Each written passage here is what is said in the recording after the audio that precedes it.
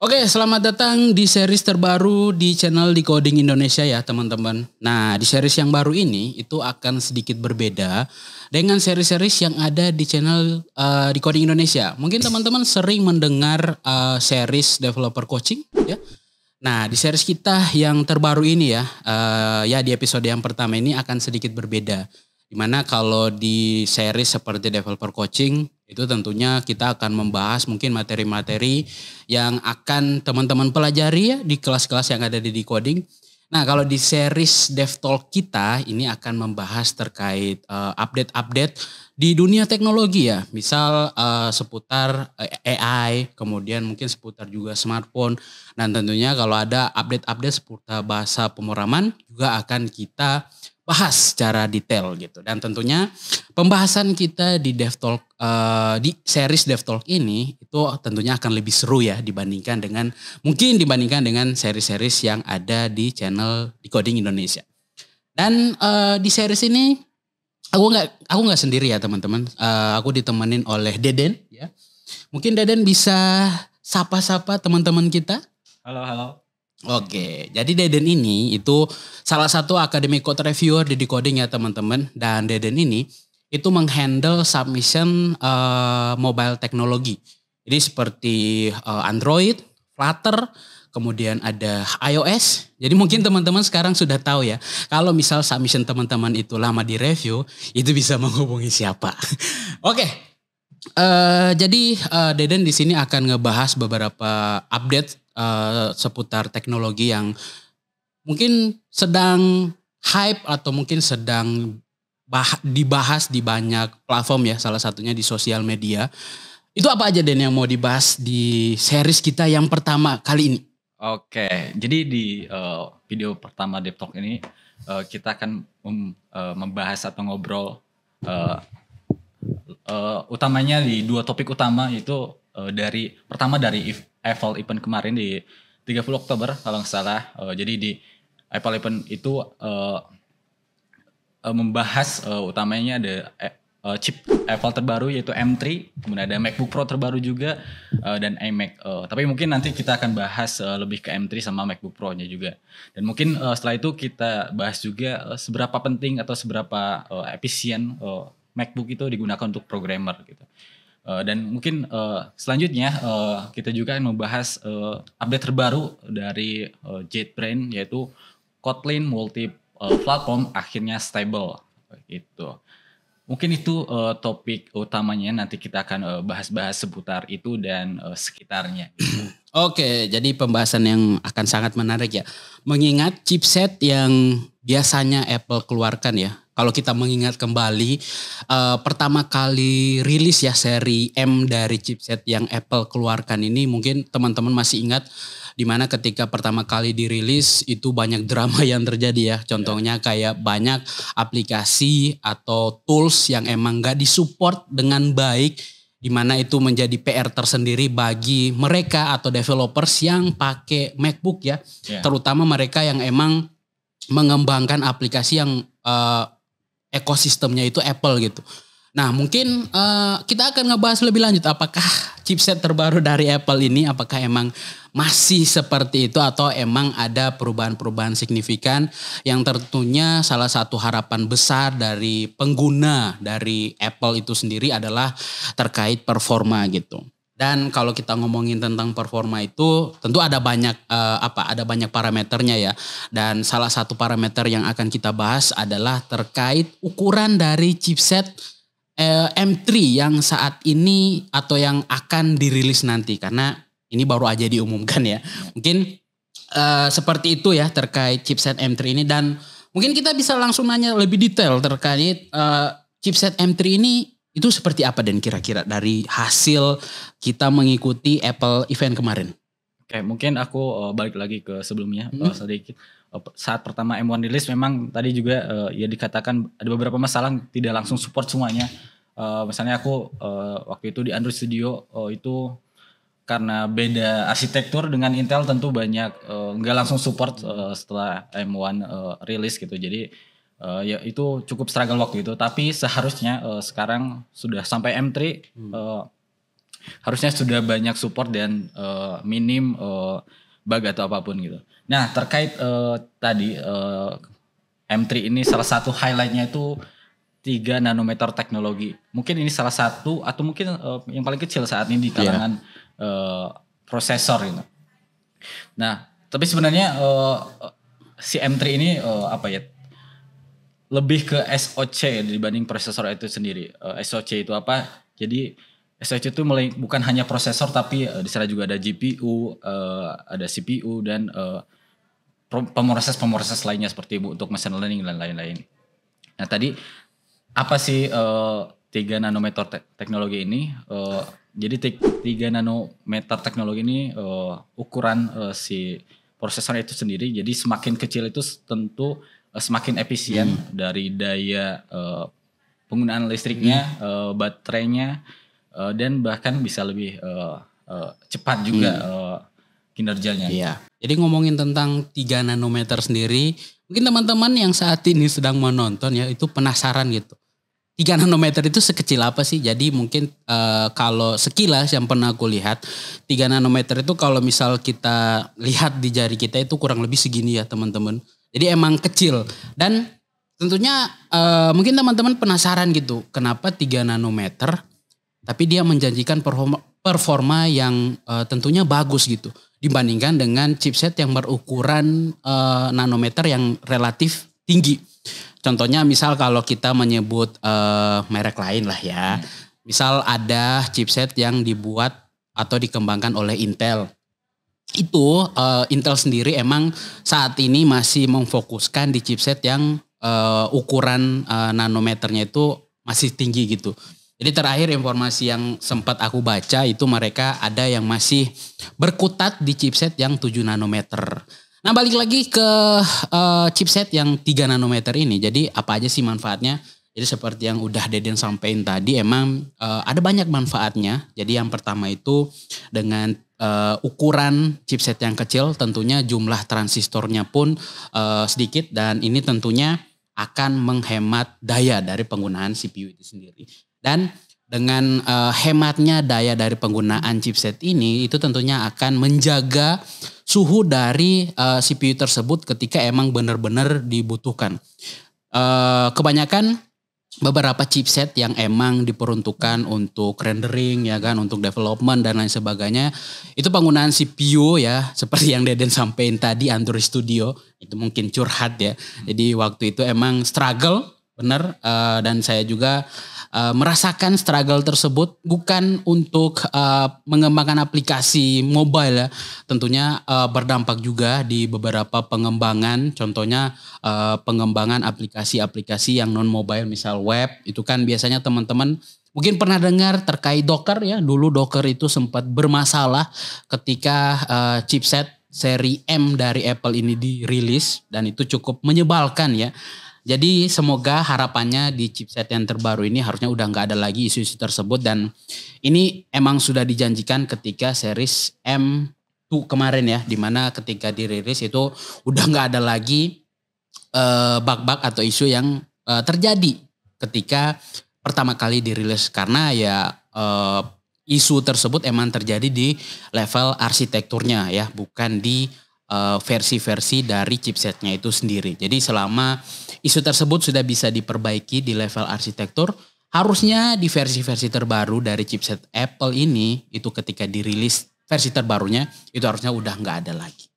Dan kita balik lagi ke manfaat nanometer yang kecil tadi ya, dimana ketika bisa hemat daya dan menjaga suhu, ini artinya performanya itu jauh-jauh akan meningkat. Dan kalau misalnya kita lihat dari summary M3 itu sendiri, itu kalau misal teman-teman lihat di sosial media, ada perbandingan ya Den ya, ada yang sebelumnya dia pakai M2, kemudian dibandingkan dengan penggunaan M3, itu performa akan, mungkin nggak akan sih, tapi emang dijanjikan akan lebih tinggi dari versi sebelumnya.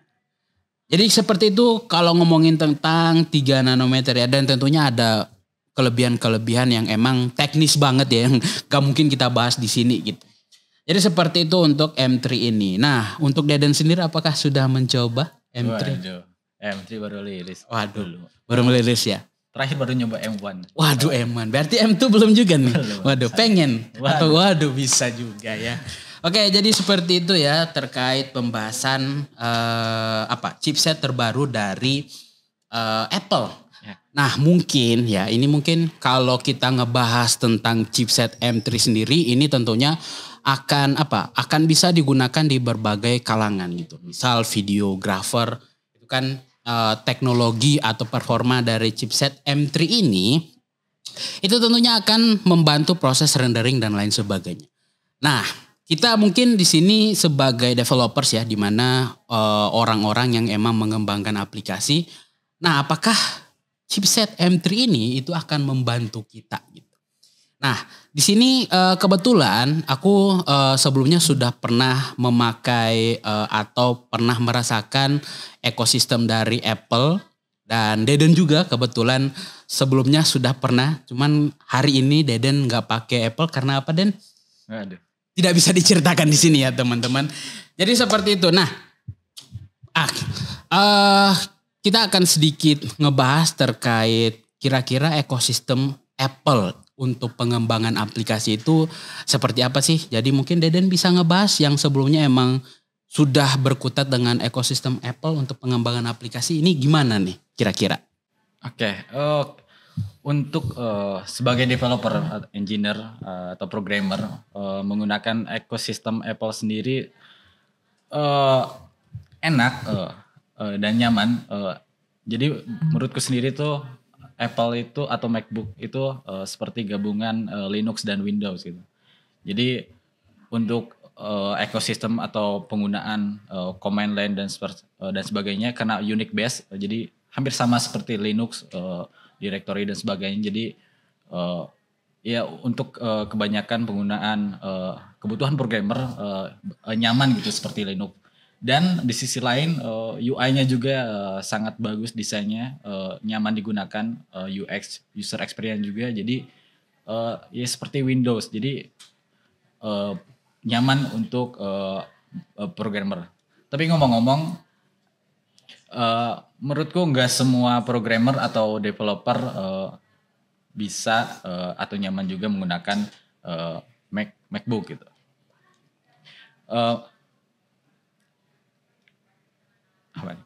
Oke, nah MacBook itu sendiri cocoknya untuk siapa sih? Untuk developer seperti apa? Mobile developer kah? Front end developer kah? Back end developer kah? Menurutku sendiri MacBook itu pertama yang pasti ya, itu cocok untuk iOS developer. Nah, udah pasti dong. Iya, karena iOS developer hanya bisa di-develop menggunakan Xcode dan ya MacBook atau macOS environment gitu. Nggak bisa dikembangkan di Linux atau Windows. Itu udah pasti MacBook cocok untuk iOS developer. Ya, mungkin lebih ke keharusan ya. Iya, itu wajib. Itu dari Apple-nya sana. Ya, jadi emang walaupun kita bisa mengembangkan aplikasi untuk Apple, cuman emang dari sisi SDK dan lain sebagainya itu emang tertutup ya. Jadi mungkin kalau misal kita mau melakukan porting agar bisa dijalankan di arsitektur atau di luar ekosistem Apple, emang saat ini emang belum bisa dijalankan. Makanya untuk pengembangan aplikasi yang berbasiskan iOS, MacBook dan lain sebagainya ya itu emang emang diwajibkan ya untuk menggunakan Apple. Jadi seperti itu. Oke. Nah itu yang pertama cocoknya itu iOS developer. Kemudian selanjutnya mobile developer secara umum. Baik Android ataupun iOS. Terutama yang kedua-duanya, misalnya Flutter developer. Mengapa cocok di MacBook? Karena untuk testing bagian iOS-nya harus di MacBook juga. MacBook gitu. juga. Mungkin ya untuk Android bila misal Flutter developer tapi hanya untuk mengembangkan Android ya bisa di Windows atau Linux. Tapi jika untuk iOS-nya harus balik lagi ke MacBook. Iya, jadi seperti itu. Dan mungkin ini bisa dibilang pandangan untuk aku yang emang sudah beberapa tahun terakhir pakai Ubuntu ya. Jadi emang udah nggak pakai Apple lagi, terutama emang dari sisi ekosistemnya. Jadi ya aku bisa sepakat dengan apa yang sudah disampaikan oleh Deden. barusan ya terkait kalau misal kita mau mengembangkan aplikasi yang emang kita pengennya itu bisa berjalan di ekosistemnya Apple ya teman-teman. Cuman emang ada beberapa developers yang emang ketika pertama kali belajar membuat sebuah aplikasi itu emang nggak mengharapkan untuk bisa berjalan di ekosistem Apple. Mungkin teman-teman pernah melihat ya, ketika ada orang yang baru pertama kali menuliskan bahasa pemrograman, kemudian mencetak kata Hello World, itu biasanya kan dia cukup senang gitu. Jadi emang belum langsung kepikiran kalau oh nantinya setelah ini pengen langsung pakai MacBook biar jadi skenanya apa gitu ya kan.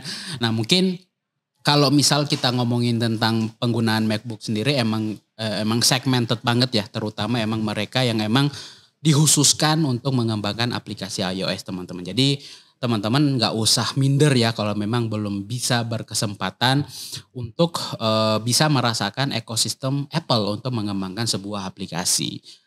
Nah, balik lagi nih, tadi Deden sempat menyebutkan Flutter dan seperti yang kita tahu kalau Flutter ini itu salah satu framework untuk kita mengembangkan aplikasi multiplatform. Jadi mungkin teman-teman yang sudah belajar di Learning Path multiplatform yang ada di coding itu kan emang dia menggunakan Flutter ya saat ini. Nah, Deden sendiri sebelumnya udah pernah nyobain Flutter belum? Sudah. Oke. Dan sejauh menggunakan Flutter cukup enak juga menggunakan pendekatan deklaratif UI. Jadi baik UI, logic menggunakan satu bahasa dan pendekatan seperti itu juga sebenarnya udah mulai digunakan oleh Kotlin sendiri dengan Jetpack Compose-nya.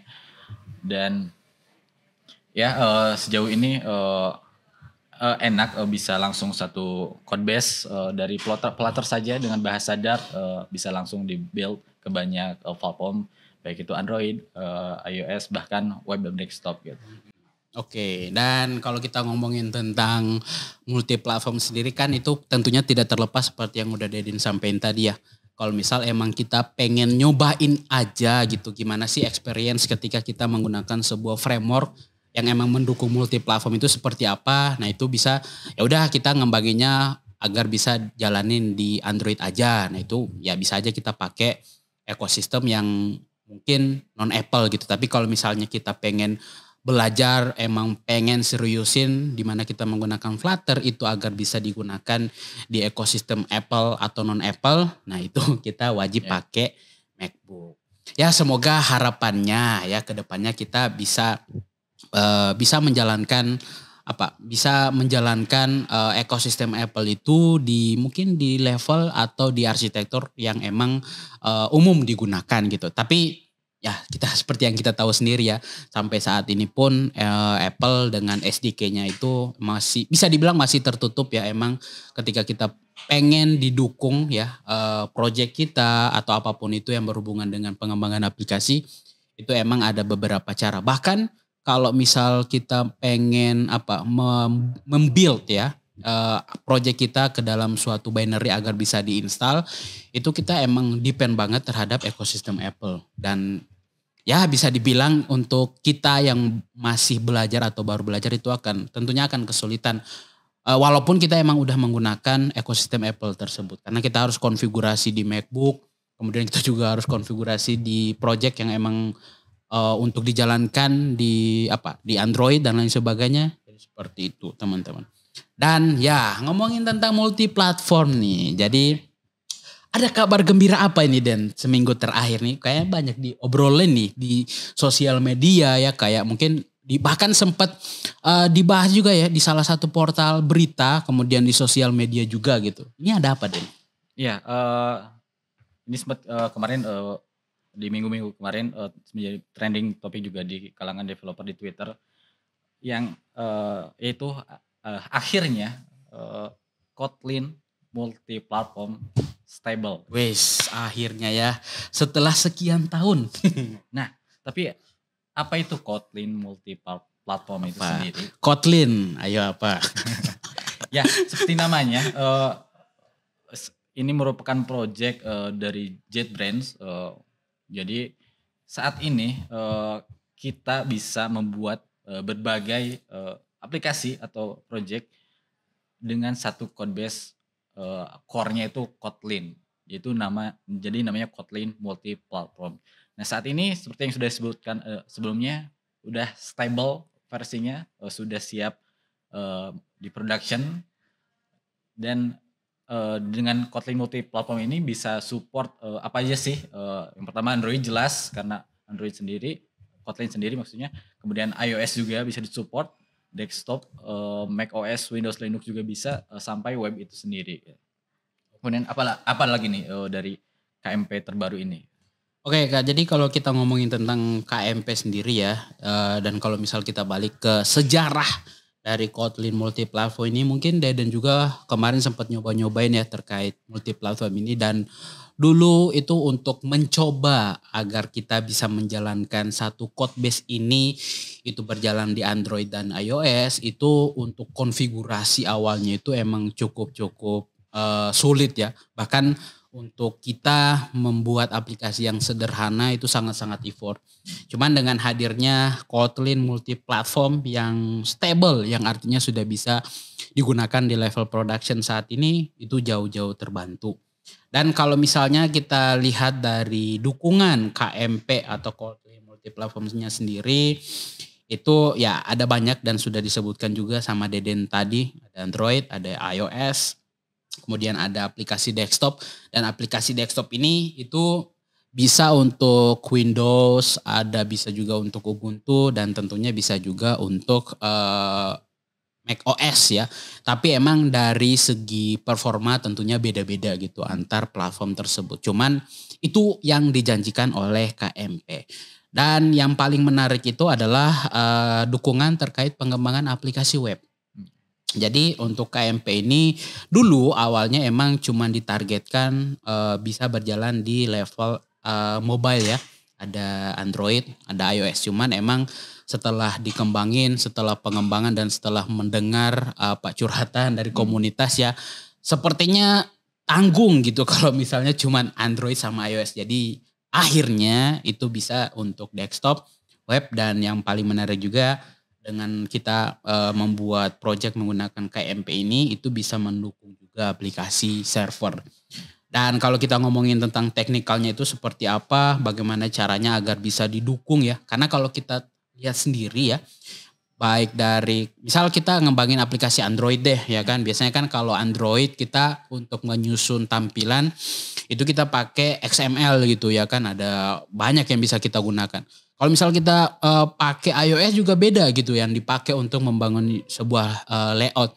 Nah, ini kan jadi pertanyaan gimana caranya perbedaan ini itu disatuin menggunakan si KMP ini. Dan ini emang gebrakan yang menarik ya dari Kotlin itu sendiri. Nah, ngomongin tentang KMP ini, kamu udah nyobain yang versi stable ini enggak?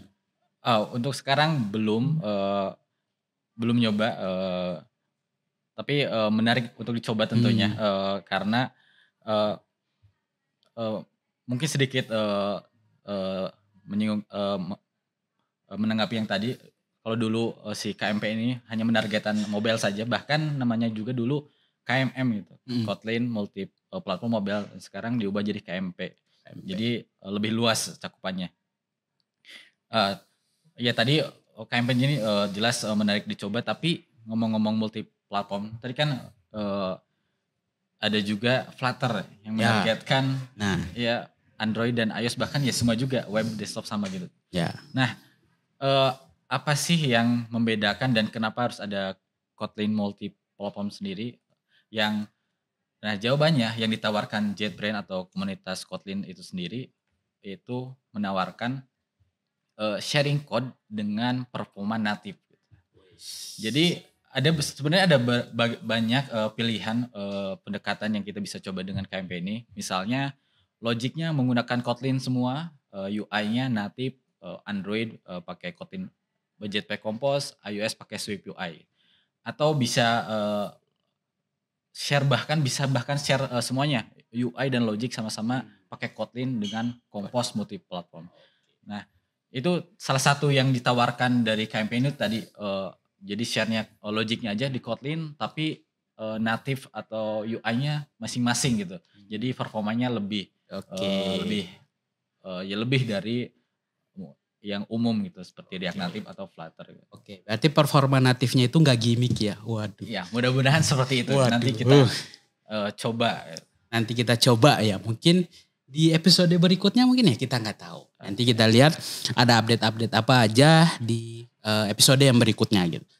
Nah, ngomongin tentang multi platform sendiri, kalau kita mundur lebih jauh lagi kan ada banyak memang framework yang bisa kita gunakan untuk membangun aplikasi yang mendukung ya multi platform. Ya udah, kita nggak usah sebutin aja lah ya. Ya mungkin teman-teman juga udah tahu. Nah mungkin di sini teman-teman bisa coba kasih komentarnya ya. Kira-kira teman-teman ini apa, tim Flutter atau tim KMP nih? Nah silakan, nanti atau kita akan bahas mungkin sama-sama. React Native? Waduh, React Native. Mohon maaf, dari React Native jangan dulu ya. Mohon maaf. Kenapa tuh? Jangan dibahas ya. Oke. Kalau untuk React-nya sendiri ya mungkin bisa dibahas, tapi kalau React Native mohon maaf ya. Oke, nah ngomongin tentang KMP sendiri ya. Jadi KMP ini bisa dibilang nggak setengah-setengah ketika merilis versi stable-nya. Jadi maksudnya apa? Jadi gini teman-teman, mungkin teman-teman pernah dengar ini enggak, salah satu framework yang biasa kita gunakan untuk membangun aplikasi server yaitu Spring Boot. Coba silakan tulis di komentar teman-teman pakai aplikasi Spring Boot ini itu untuk apa? Apakah di kerjaan, di project freelance, atau emang lagi belajar terkait Spring Boot? Nah, kalau kita coba pelajari tentang Spring Boot itu biasanya yang akan dikasih ke kita baik di tutorial, di video yang ada di YouTube, itu biasanya kita akan diminta untuk membuat project itu melalui project generatornya Spring Boot teman-teman. Jadi Spring Boot ini emang menyediakan project generator, di mana di project generator itu kita bisa memulai project yang tentunya kita bisa atur sendiri, bahkan sampai ke level versi Java-nya itu kita bisa atur gitu. Nah, KMP sendiri itu menyediakan project wizard, project generator yang kurang lebih mirip. Jadi teman-teman bisa mengakses kmp.jetbrains.com. Nah di halaman ini itu akan ada project generator yang dimana dia akan mengenerate project KMP yang siap untuk teman-teman gunakan atau kembangin lebih jauh gitu. Dan kalau misalnya teman-teman udah buka, mungkin sekarang teman-teman bisa buka juga, nanti kita bisa lihat sama-sama. Jadi di project generator ini atau di halamannya disebut Kotlin Multi-Platform Wizard. Itu di sini ada beberapa inputan yang bisa teman-teman sesuaikan ya, sesuai dengan preferensi pengembangan aplikasi yang ingin teman-teman kembangin.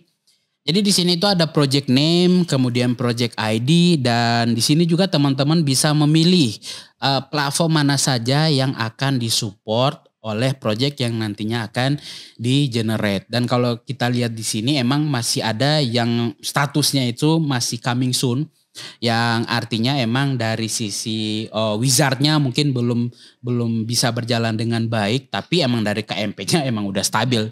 Cuma emang dari sisi wizardnya emang masih belum didukung. Dan yang menariknya ya teman-teman, kalau misalnya teman-teman lihat si kmp.jetbrains.com ini, itu ada salah satu bagian atau section di mana itu akan ada template galeri ya, walaupun sekarang itu belum bisa diakses dengan baik karena statusnya masih coming soon, tapi ini adalah salah satu hal yang mungkin ditunggu-tunggu. Jadi teman-teman yang saat ini mungkin masih pakai Flutter ya kan, atau pakai apa yang tadi React apa tadi, waduh. Jadi di template galeri ini itu akan disediakan ya template yang bisa teman-teman lihat. Jadi kalau teman-teman penasaran kayak apa sih arsitektur atau struktur dari project KMP ini, ketika kita membuat aplikasi itu nantinya akan disediakan template yang bisa teman-teman gunakan. Dan tentunya ini akan memudahkan teman-teman untuk migrasi dari Flutter ke KMP. Ya semoga kalau misal teman-teman berminat. Jadi ya mungkin teman-teman kalau pengen atau penasaran ingin melihat KMP itu seperti apa, teman-teman bisa langsung mengunjungi kmp.jetbrains.com. Kalau dari Deden sendiri, ini dari wizardnya kira-kira tanggapannya gimana nih? Ya, menarik, lebih memudahkan, developer. Di sini juga, bisa memilih, platform mana aja, bisa di-checklist, Android, iOS, dan lain-lain. Dan ya tadi seperti yang disebutkan, ada yang belum bisa dicek dan itu kalau dilihat dari statusnya itu web ya, dan itu memang masih eksperimental, jadi belum yang stable itu baru core-nya Hmm. aja, si KMP, tapi, untuk support beberapa platformnya belum, semuanya stable. Seperti salah satunya tadi untuk web Web. itu masih eksperimental. Dan ya, si widget atau hasil, dari generator ini bisa teman-teman buka di, Intel Edge tentunya, dan lebih bagus lagi di Intel Edge Ultimate yang Berbayar. ya berbayar dan tapi itu, worth it tentunya Worth it. bisa digunakan bukan hanya, KMP saja tapi kebutuhan lainnya juga. Flutter dan Ya React Native Flutter juga juga bisa. Waduh. bisa. Ya, nah ngomongin tentang Kotlin multi-platform ini, nah ini mungkin yang menarik juga ya dari dirilisnya versi stable yang bisa digunakan di production dari Kotlin multi-platform. Jadi selain Kotlin multi-platformnya itu sendiri, itu ada salah satu rilis lagi yang menarik yang dikeluarkan oleh JetBrains. Apa itu? Yaitu adalah Jetpack Compose. Mungkin kalau teman-teman dengar ya, Jetpack Compose ini kan seringnya didengarnya itu di pengembangan aplikasi Android ya. Ya. Jadi kalau kita ngomongin terkait terkait iOS itu ada yang namanya Swift UI. Kalau di Dart atau di Dart itu teman-teman bisa pakai Flutter. Ya. Dan kalau di Android itu teman-teman bisa pakai yang namanya Jetpack Compose. Kalau di React Native kita pakai apa? Ya itu. Nah, jadi kalau kita ngomongin tentang Android, balik lagi ke yang tadi, itu teman-teman bisa pakai Jetpack Compose untuk membangun aplikasi atau tampilan aplikasi yang caranya itu deklaratif UI ya. Nah, ngomongin tentang Jetpack Compose sendiri, itu JetBrains kayak melakukan apa? Mungkin sebutannya bisa dibilang kayak melakukan porting dari Jetpack Compose itu dibuat versi universal atau versi general yang dimana ini kita bisa gunakan di Kotlin multi-platform teman-teman. Nah ini gimana nih detailnya Dan terkait Compose multi-platform yang dikembangin oleh JetBrains itu sendiri? Iya, seperti yang sudah disebutkan sebelumnya bahwa si Compose multi-platform ini base-nya, seperti Jetpack Compose sama, deklaratif, dan karena namanya ada multi-platform, saat ini bisa digunakan untuk, bukan hanya Android, bahkan untuk iOS juga Wah. bisa sebenarnya, tapi, statusnya masih alpha dan untuk desktop tentunya bisa. Cuma tentu ada perbedaan, sedikit perbedaan-perbedaan di dalamnya kayak, untuk, asinkronusnya atau lain-lainnya, tentu ada beberapa perbedaan, teman-teman bisa langsung cek aja tentunya, untuk lebih detailnya, dan tentu dengan adanya Compose multi-platform ini seperti yang udah sebutkan sebelumnya bahwa, teman-teman bisa pure, menggunakan seluruhnya Kotlin untuk membangun aplikasi untuk berbagai platform gitu. Baik Android, iOS, web, desktop bahkan web bisa menggunakan, Compose juga. Dan iya, menarik untuk, dinantikan bagaimana perkembangan selanjutnya, jika, tentu lebih apa ya, dari segi performa dan lainnya lebih bagus atau lebih ini, lebih baik dari Flutter mungkin bisa menggantikan Flutter juga. Bisa. Karena performa natifnya nggak gimmick. Iya. Waduh. Jadi seperti itu ya terkait Compose dan mungkin teman-teman kayak penasaran apa sih Kotlin, apa sih Compose. Nah itu teman-teman tidak perlu khawatir. Karena di Decoding itu ada kelas yang emang khusus ngebahas Kotlin. Ada juga kelas yang khusus membahas terkait Compose. Jadi kalau teman-teman udah mulai kepikiran untuk migrasi dari Flutter, dari yang lain ya. Itu bisa dimulai dari sekarang. Gak memaksa tapi mungkin teman-teman bisa mencoba seperti apa experience dari Kotlin multi-platform ini. Oke mungkin itu aja pembahasan terkait Kotlin multi-platform. Mungkin setelah ini ada lagi yang mau dibahas Dan? Sepertinya cukup dulu. Oke sudah cukup ya untuk bahasan kita di DevTalk episode yang pertama ini. Ya, semoga teman-teman bisa mengetahui update-update terbaru dari series yang terbaru kita di Dev Talk kita hari ini. Dan ya untuk episode berikutnya kita akan tunggu update-update terbaru tentunya, dan update-update yang akan kita bahas tentunya update-update seputar teknologi yang emang sering dibicarakan ya. Dan mungkin teman-teman kalau ingin dibahas sesuatu itu teman-teman bisa kasih komentar aja, kira-kira di episode yang berikutnya kita itu bisa bahas apa aja, dan tentunya terkait teknologi ya teman-teman. Kalau misalnya ada hal-hal yang mungkin gak berhubungan dengan teknologi, itu mohon maaf sekali kita gak bisa bahas. Karena kita akan memfokuskan update-update terbaru dari segi teknologi. Oke, paling itu aja informasi atau update-update yang bisa kita bahas di episode kita yang pertama hari ini. Nanti tunggu aja episode kita yang kedua untuk Dev Talk berikutnya ya. Betul. Untuk itu paling itu aja yang bisa aku bahas, dan Deden tentunya nantikan update-update berikutnya di DevTalk berikutnya tentunya. Oke, paling dari aku itu aja. Thank you teman-teman. Sampai jumpa di episode berikutnya ya.